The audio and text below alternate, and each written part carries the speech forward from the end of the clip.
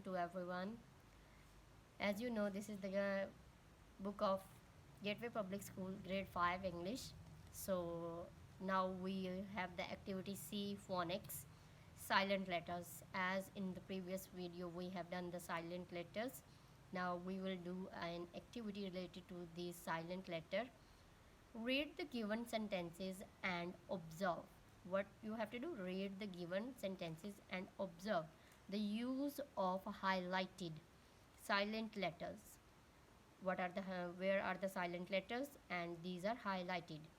Asim gave Aslan a thumbs up. B is highlighted, means B is silent in this sentence. B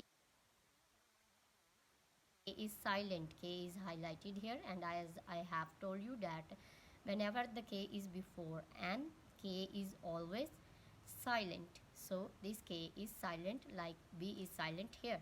C, write a poem about your best friend. What is silent here? W. In right, W is silent. D, be calm. L is silent in calm. So this is our activity related to the silent letters.